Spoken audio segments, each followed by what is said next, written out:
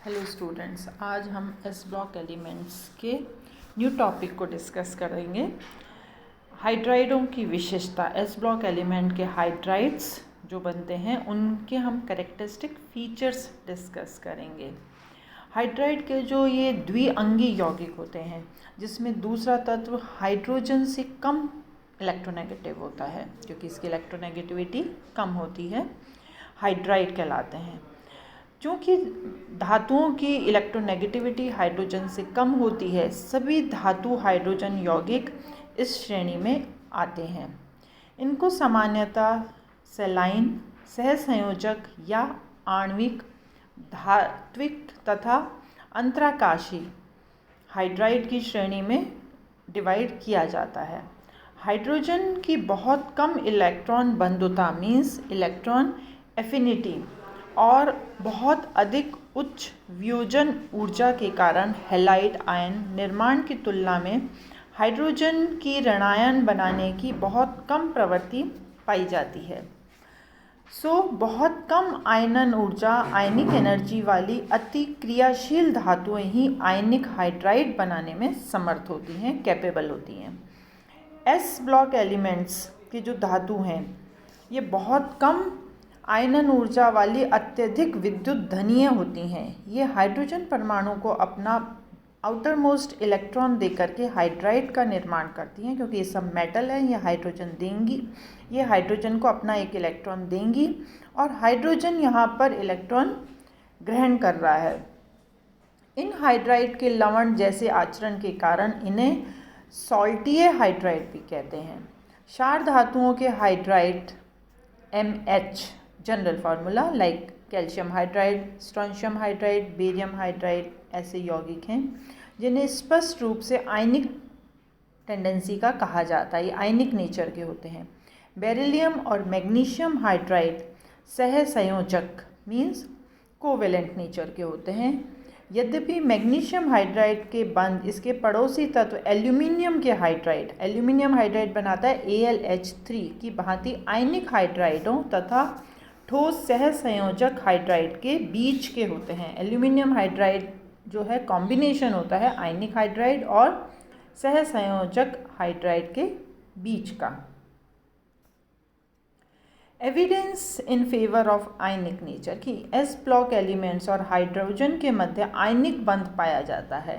तो इसके लिए कुछ पॉइंट्स हैं जिससे कि इसको प्रूव करते हैं, जैसे इलेक्ट्रोलिसिस। द्रवित क्षार धातु हैलाइड में से इन हाइड्राइडों के विलयन के विद्युत अपघटन इलेक्ट्रोलिसिस से हाइड्रोजन एनोड पर जाता है और जो धातु है, मेटल है, वो कैथोड पर जाती है। हाइड्रोजन का एनोड पर जाना क्या शो कर रहा है कि उस पर माइनस चार्ज है।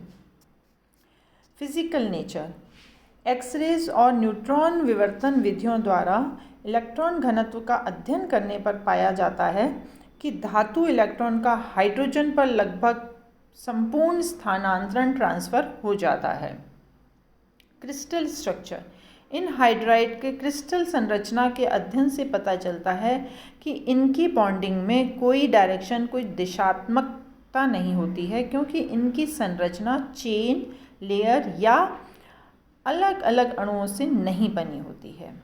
लैटिस एनर्जी, इन हाइड्राइड के लिए जालक ऊर्जा के ऑब्जर्व्ड और कैलकुलेटेड प्रैक्टिकल वैल्यू की जो मान है वो ऑलमोस्ट सेम आते हैं, जिससे कि लैटिस एनर्जी आयनिक यौगिकों का एक विशिष्ट गुण है कि अगर आयनिक यौगिक है उसको प्रूव करने के लिए एक पॉइंट होता है कि उसमें लैटिस एनर्जी पाई जाती है।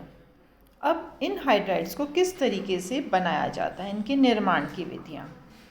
एक मेथड है जिसमें तत्वों को सीधे संयोग से बनाया जाता है। क्रियाशील धातुएं हाइड्रोजन के साथ सीधे ही क्रिया करके हाइड्राइड का निर्माण करती हैं। तथापि कुछ धातुओं के लिए हाई टेम्परेचर और हाई प्रेशर बनाए रखना आवश्यक होता है। फॉर एग्जाम्पल, लिथियम और हाइड्रोजन के संयोग से लिथियम हाइड्राइड की ठोस धातु पर एक परत बन जाती है, जिससे क्रिस्टल के अंदर की धातु हाइड्रोजन के संपर्क में नहीं आती। उच्च टेम्परेचर पर, हाई टेम्परेचर पर अगर धातु मेल्ट होती है तो हाइड्राइड की जो सतह, जो उसकी कवरिंग बनी है, वो टूट जाती है और जिससे अभिक्रिया ईजी हो जाती है। तो ये डायरेक्ट रिएक्शन से लिथियम और हाइड्रोजन की रिएक्शन से लिथियम हाइड्राइड, कैल्शियम और हाइड्रोजन की रिएक्शन से कैल्शियम हाइड्राइड बनता है। सेकेंड मेथड है रिडक्शन मेथड, अपचयन मेथड। लेकिन इस अपचयन मेथड से हम उन हाइड्राइड्स को बनाते हैं जो कि सीधे संयोग से नहीं बनाए जा सकते। जैसे कि बेरिलियम हाइड्राइड का डायरेक्ट आप रिएक्शन करा के नहीं बना सकते। तो बेरिलियम हाइड्राइड को कैसे बनाया जाता है? बेरिलियम क्लोराइड की रिएक्शन कराई जाती है लिथियम बोरोहाइड्राइड के साथ, तो ये बनता है लिथियम क्लोराइड और बेरिलियम हाइड्राइड। अब इन हाइड्राइड्स के प्रॉपर्टीज़, ये सभी क्षारीय धातु और क्षारीय मृदा धातु हाइड्राइड जो हैं ये अवाष्पशील, विद्युतीय कुचालक, नॉन कंडक्टर, क्रिस्टलीय ठोस होते हैं जिनमें धातु की जो बीच की दूरी होती है वो तत्वों में पाई जाने वाली दूरी की अपेक्षा कम होती है, जिसके फलस्वरूप हाइड्राइड का घनत्व धातुओं की तुलना में अधिक होता है। गर्म करने पर पिघलने से पहले इनका अपघटन हो जाता है।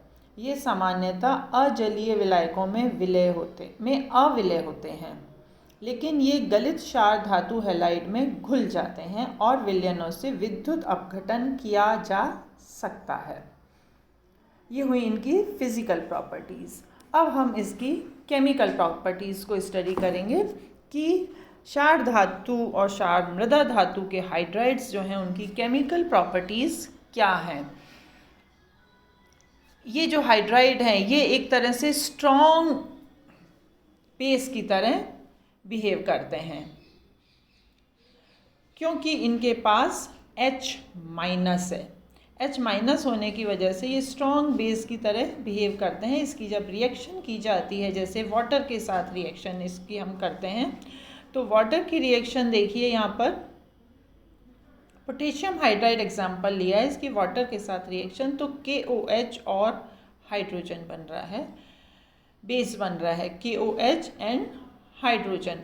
KOH क्यों बना? क्योंकि पोटेशियम मेटल पर प्लस चार्ज है और हाइड्रोक्साइड माइनस चार्ज को लेकर के KOH बन रहा है। इसमें से hydrogen as H- hydride liberate हो रहा है।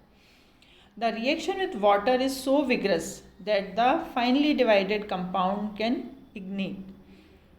बहुत तेज़ी से होती है ये रिएक्शन। सेकेंड रिएक्शन हम स्टडी करते हैं, इसमें reaction with halogen acid. Sodium hydride का एग्जाम्पल लिया हमने, यहाँ पर HCl के साथ रिएक्शन है, तो सोडियम मेटल है वो रिएक्शन करेगा Cl के साथ, सोडियम क्लोराइड बन गया और हाइड्रोजन बन गया।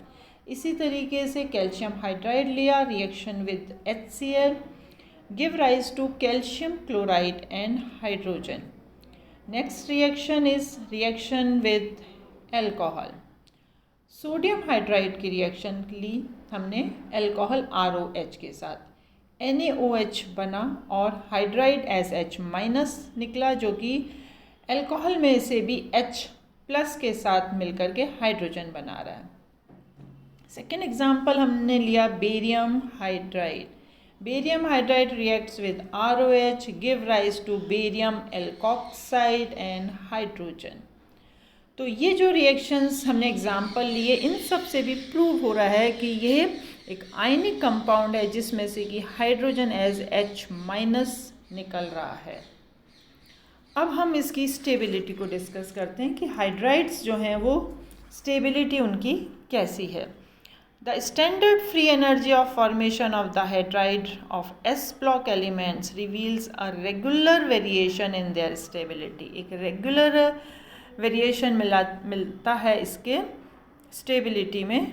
All the S-block hydrides are exothermic and therefore thermodynamically stable with respect to their elements at room temperature. तो इसका जो पहले हम डिस्कस करते हैं कि जो एक स्टैंडर्ड वेरिएशन मिलता है, रेगुलर वेरिएशन मिलता है स्टेबिलिटी में, जैसे कि लिथियम हाइड्राइड है, उसकी हम क्षारीय धातु की अगर स्टैंडर्ड गिब्स एनर्जी देखें तो -68.4 है। उसके बाद sodium hydride, potassium hydride, rubidium hydride और सीजियम हाइड्राइड, तो 68 - -68.4 से ये -33.5, देन -36, देन -30 एंड -32। इस तरीके से इसकी चलता है ये एनर्जी का डिक्रीज। इसी तरीके से क्षारीय मृदा धातु का देखते हैं हम, तो उसमें भी beryllium hydride, then magnesium hydride, then calcium hydride, then strontium hydride और बेरिलियम हाइड्राइड का इसी तरीके से गिब्स फ्री एनर्जी का डिक्रीज चलता है। तो बेरिलियम हाइड्राइड को छोड़ के हम देख सकते हैं कि इसकी जो ऊर्जा है उनको हम कैलकुलेट करते हुए पता चलता है कि सभी एस खंड के, एस ब्लॉक के जो हाइड्राइड हैं वो एक्सोथर्मिक हैं, और एक्सोथर्मिक है इसलिए ये रूम टेम्परेचर पर अपने तत्वों की तुलना में अधिक थर्मोडायनेमिकली स्टेबल होते हैं। So this is all about characteristic features of hydride of S block elements. Thank you.